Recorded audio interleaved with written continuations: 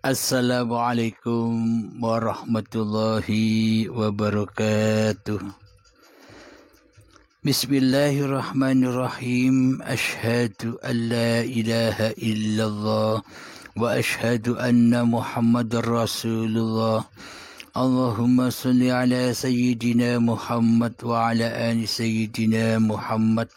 Rabbi israh li sadri wa yassir li amri wahlul 'uqdatam min lisani yafqahu qawli. Amin.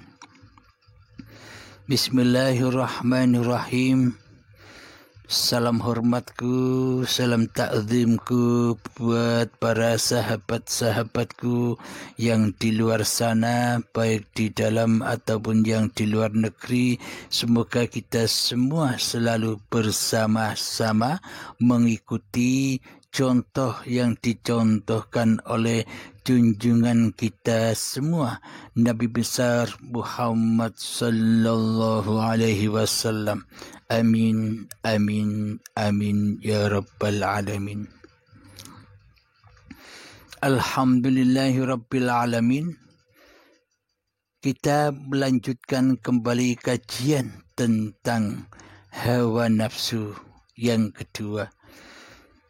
Jadi membuktikan bahwa sebenarnya selama ini kita sangat amatlah jauh menyimpang dari contoh yang dicontohkan junjungan kita Kanjeng Nabi Muhammad sallallahu alaihi wasallam tentang babakan batiniyahnya. Yang dikaji di sini bukan babakan syariatnya, akan tetapi babakan hatinya, babakan batiniyahnya. Karena ada ayat bahwa sesungguhnya Allah tidak memandang rupa dan hartamu. Allah tidak memandang setinggi apapun ilmu syariatmu. Dan Allah tidak memandang sebanyak-banyak pun apapun yang kau ibadahkan, yang kau amalkan. Dan Allah tidak memandang nasab-nasab kemuliaanmu di sisi manusia. Akan tetapi Allah hanya memandang kondisi hatimu. Yang kita tauhidkan di hati kita selama ini, yang kita esakan di hati kita selama ini, siapa? Allah kah ataukah masih hawa nafsu yang kita tauhidkan, yang kita esakan selama ini di hati kita? Hanya itu, sobat. Hanya itu. Jadi bila babakan hatinya benar, jadi bila babakan hatinya suci dari yang selain Allah, maka sucilah seluruh syariat-syariat yang diperbuatnya. Maka sucilah ilmu-ilmu yang dimilikinya. Maka sucilah syariat-syariat yang dijalankannya. Karena bila imannya benar, jadi bila imannya sesuai dengan yang diajarkan atau yang dikondisikan oleh junjungan kita Kanjeng Nabi Muhammad sallallahu alaihi wasallam, yakni selalu mensucikan hati, mensucikan Allah, hati mensucikan kehuduran Allah daripada mensucikan kehuduran diri manusianya di hatinya, maka semuanya akan suci kembali. Kembali suci. Jadi lewat apa? Lewat kembalinya kerajaan-kerajaan hawa nafsu kepada asalnya, yakni iblis dan setan serta hawa nafsu dipaksa, diusir, diperintah bersujud kepada Adam secara paksa. Jadi kita wajib memaksa hawa nafsu kita, memaksa iblis dan setan yang ada di dada kita bersujud kepada Adam. Maksudnya apa? Bersujud bukan bersujudnya seperti sujudnya sholat. Bersujud itu maksudnya kembali. Makna hatinya, makna hakikatnya bersujud itu kembali ke asal kejadiannya. Itulah yang dimaksud makna bersujud. Maka dari itu ketika kita sholat, kita bersujud mencium tanah. Mencium dasar tanah yang kita tempati, itu maksudnya disuruh kembali ke Adam. Disuruh meleburkan kembali ke asal kejadiannya, dari tanah kembali ke tanah, dari Allah kembali ke Allah. Jadi hakikat makna bersujud itu adalah kembali. Kembalinya hati kepada Allah. Kembalinya wujud manusianya kepada wujudullah. Kembalinya hidup manusianya kepada hayatullah. Kembali lagi kekuasaan manusianya kembali kepada kekuasaan Tuhannya. Inilah yang dimaksud hakikat bersujud di sisi Allah. Maka dari itu, tanpa memahami hakikatnya, tanpa memahami Tuhannya, maka selamanya kita takkan pernah bisa beragama dan bertuhan secara benar, seperti yang dituntunkan oleh Kanjeng Nabi Muhammad sallallahu alaihi wasallam. Selama ini kan kita hanya mencontoh syariat-syariat kemanusiaan Kanjeng Nabi Muhammad saja. Karena di hati kita yang jadi Tuhan adalah diri kita sendiri, pasti mata kita, pasti perhatian kita condong hanya kepada badaniah saja. Condong kepada laku syariat-syariat badaniah yang bisa kita lihat saja.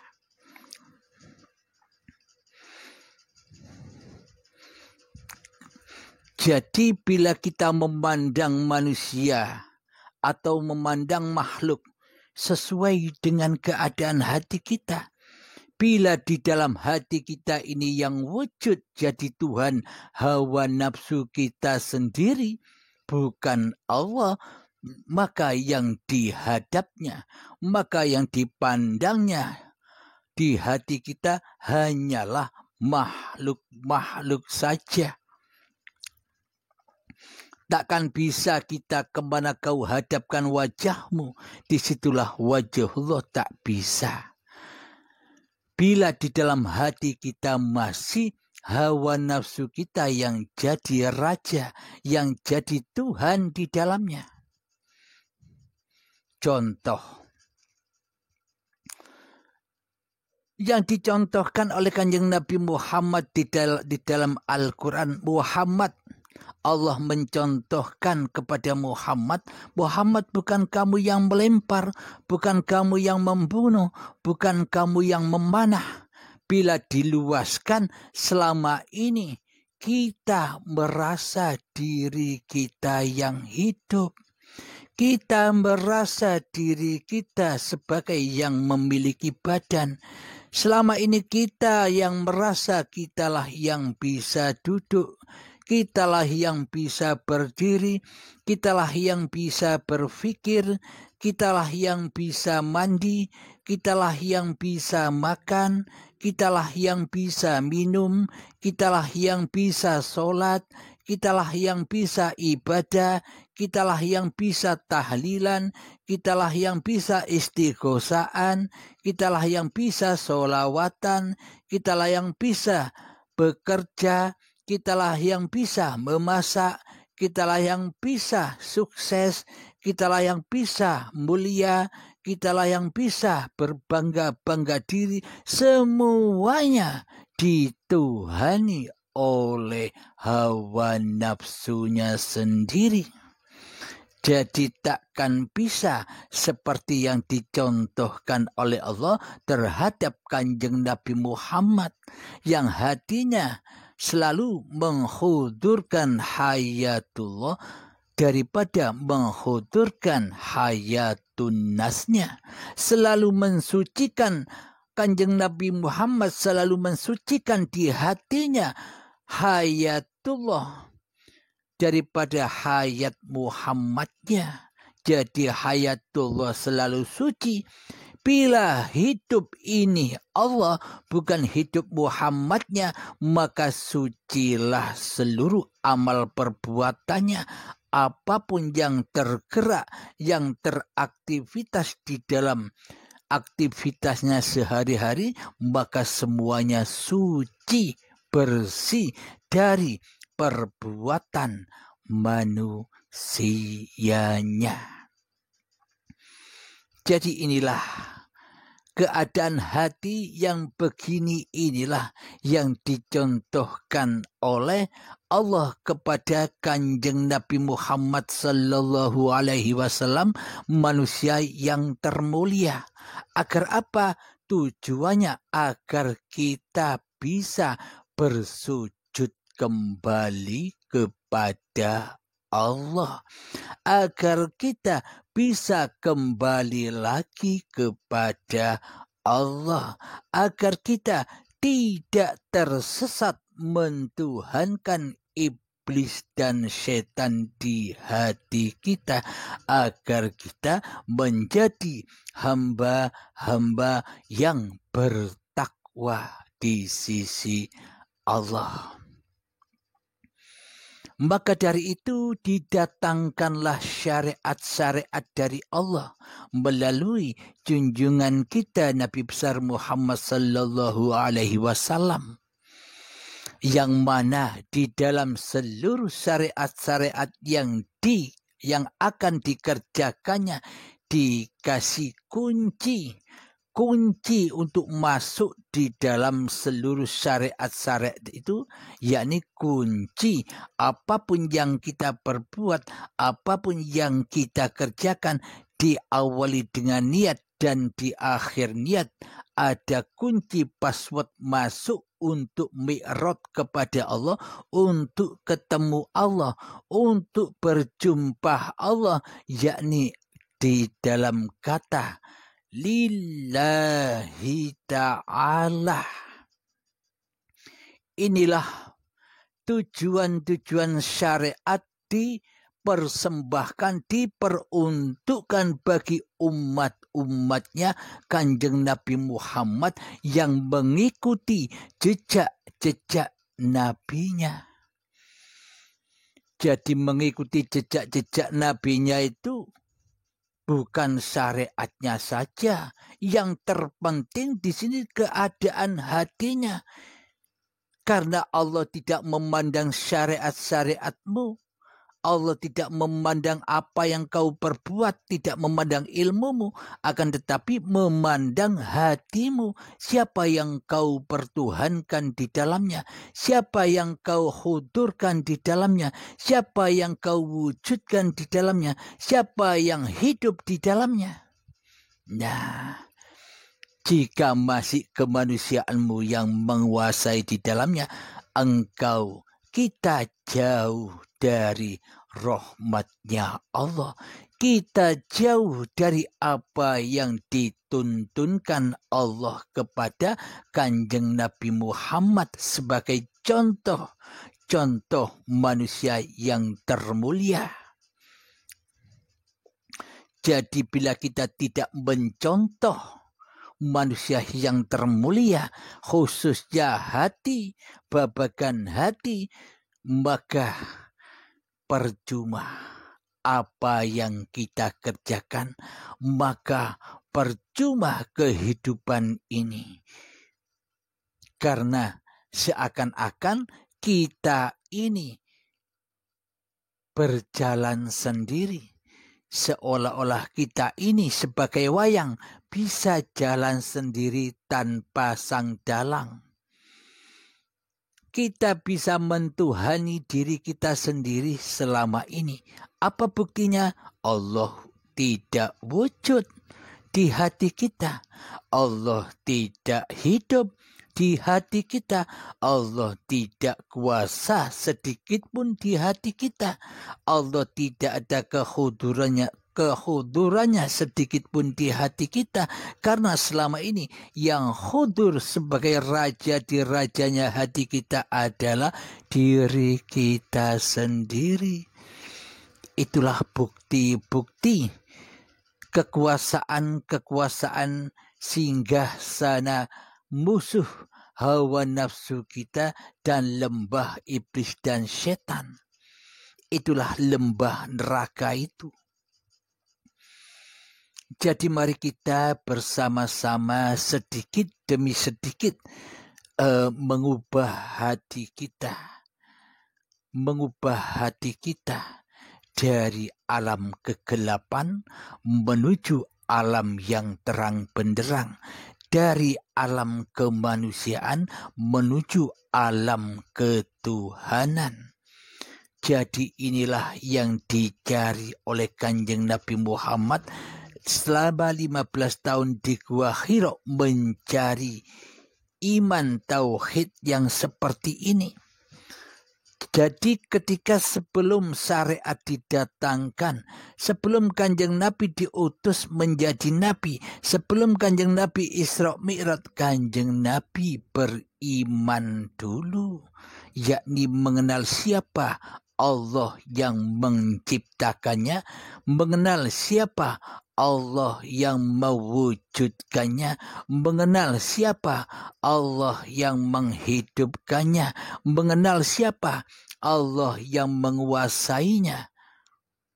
Jadi ketika sudah mengenal Allah, maka leburlah, maka adamlah kedirian hawa nafsu Muhammadnya di hatinya. Jadi kisah-kisah Kanjeng Nabi Muhammad itu semuanya sudah ada di dalam hati kita. Sudah nyata di dalam Al-Quran Qadim, di dalam hidup ini. Karena tanpa hidup kita tak akan bisa menyaksikan kisah-kisah risalah-risalah kenabian. Tanpa hidup kita tak akan tahu Al-Quran dan Al-Hadis. Jadi semuanya bersumber daripada hidup itu sendiri. Dengan hiduplah kita mengenal Al-Quran. Dengan hiduplah kita mengenal Al-Hadis. Dengan hiduplah kita mengenal kisah-kisah para nabi. Dengan hiduplah kita mengenal kisah-kisah para rasul. Dengan hiduplah kita mengenal kisah-kisah para aulia dan para wali. Jadi sebenarnya sumber dari segala sumber yang ada di alam semesta ini adalah Allah Subhanahu wa ta'ala, yakni hayatullah. Mari kita lanjutkan arti dari surat Al-Anfal ayat ke-17 yang kita baca di episode yang lalu. Maka sebenarnya bukan kamu yang membunuh mereka, akan tetapi Allah lah yang membunuh mereka, dan bukan kamu yang melempar ketika kamu melempar, tetapi Allah lah yang melempar. Allah berbuat demikian untuk membinasakan mereka dan untuk memberi kemenangan kepada orang-orang mukmin. Apa maknanya? Jadi Allah memberitahukan ini semua agar kita menjadi mukmin, agar kita menjadi Islam di sisi Allah. Karena selama ini kita kan belum Islam di sisi Allah. Kita kan belum mukmin di sisi Allah. Di dalam hati kita seolah-olah kita yang berbuat, bukan Allah yang berbuat. Itu tandanya kita masih kufur. Itu tandanya kita masih ingkar akan kekuasaan Allah selama ini. Tidak percaya bila Allah itu bisa apa-apa dan tidak percaya bila Allah itu bisa menjadi siapa-siapa. Karena seolah-olah selama ini yang bisa apa-apa dan yang bisa menjadi siapa-siapa hanyalah makhluknya, hanyalah diri manusianya. Seolah-olah Allah itu tiada sedikit pun kekuasaan di dalam apa-apa dan di dalam siapa-siapa. Karena selama ini Allah kita goibkan. Karena itulah hati kita selama ini tersesat jalannya. Karena yang kita ikuti sebagai penasehat kita selama ini adalah iblis dan setan. Yang mana iblis dan setan tak akan pernah mau bersujud kepada Adam. Iblis dan setan selamanya tak akan mau bila dibilang bahwa iblis dan setan itu tidak ada. Maunya pingin ada terus seperti adanya Allah. Pada intinya iblis dan setan itu menyesatkan manusia agar manusia menjadi saingan-saingan Allah. Dan ternyata setan dan iblis selama ini telah berhasil menyesatkan kita semua selama ini. Berhasil iblis dan setan itu. Yakni di dalam hati kita selama ini tidak mau bila yang bisa duduk ini Allah. Bahwa di dalam hati kita selama ini tidak mau dan tidak rela serta tidak ridho bahwa Allah bisa berdiri, bahwa Allah bisa memandikan badan, bahwa Allah bisa memasakkan badan, bahwa Allah bisa memakankan badan, bahwa Allah bisa meminumkan badan, bahwa Allah bisa mensolatkan badan, bahwa Allah bisa mengibadahkan badan, bahwa Allah bisa memperkerjakan badan dan Allah bisa segala-galanya. Maka hawa nafsu kita selama ini tidak rela dan tidak ridho bila Allah yang berkuasa atas diri kita sendiri. Begitu bukan? Nah, inilah bukti-bukti selama ini bahwa kita masih tersesat jalannya. Marilah kita tuju. Marilah kita bertemu dengan perjalanan-perjalanan yang disejarahkan atau yang sudah dilewati oleh Kanjeng Nabi Muhammad sallallahu alaihi wasallam. Contoh, mari kita contoh Kanjeng Nabi Muhammad sallallahu alaihi wasallam dengan apa mencontoh? Dengan mengikuti seluruh apa yang sudah berlaku